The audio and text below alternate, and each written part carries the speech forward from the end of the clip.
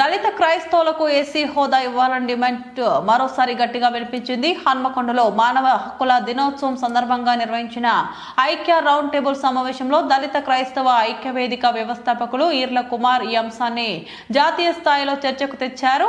10 August 1950 presidential ఆర్డర్ను సవరించడం తప్పనిసరి అని స్పష్టం చేశారు. దళితుడు క్రైస్తవ మతం స్వీకరిస్తే హోదా కోల్పోవడం అత్యంత పెద్ద అన్యాయమని సమావేశంలో పలువురు నేతలు పేర్కొన్నారు. ఇతర కులాలు ఏ మతంలోకి వెళ్లినా కుల వర్గీకరణ మారదని, కానీ దళిత క్రైస్తవుల పట్ల ప్రత్యేకంగా అన్యాయం కొనసాగుతుందని విమర్శించారు.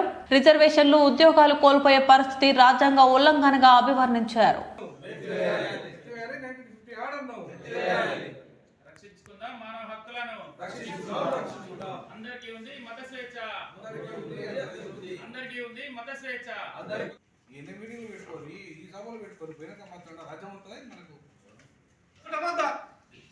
ఒప్పుకుందామా దాంటున్నా ఒప్పుకోవాలంటున్నా పోరాటంలో ఒక రాజ్యం తెచ్చుకొని 10 లక్షల కోట్లకు అధిపతి అయి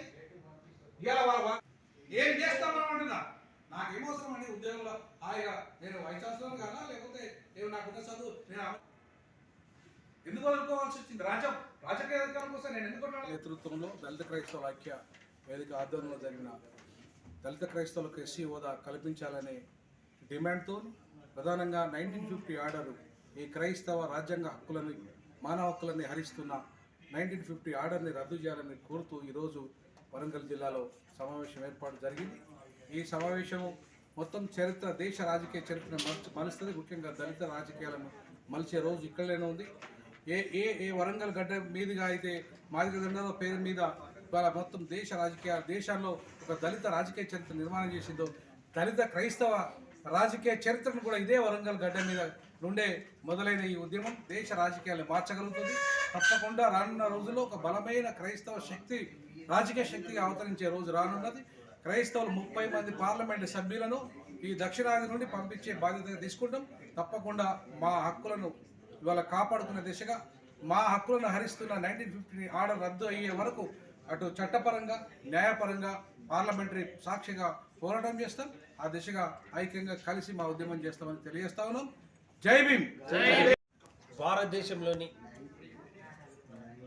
అన్ని కులాలను 4 భాగాలుగా విభజించి ఎస్సీ, ఎస్టీ, బీసీ వర్గాలుగా విభజిస్తే ఎస్సీలు అనేట వాళ్ళు చర్చిలకు వెళితే కులం మారి కేటగిరేషన్ మారుతుందని 1950 ఆగస్టు 10వ తారీఖున షెడ్యూల్ క్యాస్ట్ ప్రెసిడెన్షియల్ ఆర్డర్ను తీసుకురావడం వల్ల మొట్టమొదటిసారి భారత రాజ్యాంగంలో వచ్చిన తర్వాత దళితులకు నష్టం జరిగింది. ఈ సందర్భంగా ఓన్లీ బాపన ఆధిపత్య కులాలకు మాత్రం వారికి మత స్వేచ్ఛ ఉండి వారు చర్చికి వెళితే కులం మారదు, వాళ్ళ కేటగిరేషన్ మారదు. అదేవిధంగా మాతో సామాజిక విమర్శకు గురవుతున్న ఎస్టీలు కూడా చర్చిలకు వెళితే వాళ్ళ కులం మారదు, కేటగిరేషన్ మారదు. కానీ ఎస్సీలం అనేటోళ్ళం 59 కులాలము చర్చిలకు వెళితే మాకు కులం మారి బీసీసీ కేటగిరేషన్ మారడం, భారత రాజ్యాంగాన్ని విరుద్ధమైన ఆర్డర్ తీసుకురావడం వల్ల మాకు నష్టం జరిగింది. కాబట్టి ఈరోజు కుల సంఘాలు, ప్రజా సంఘాలను రాజకీయ పార్టీలతో సమావేశం నిర్వహించుకొని మార్చి 10వ తారీఖున వరంగల్ జిల్లా కేంద్రంలో భారీ బహిరంగ మీటింగ్ పెట్టి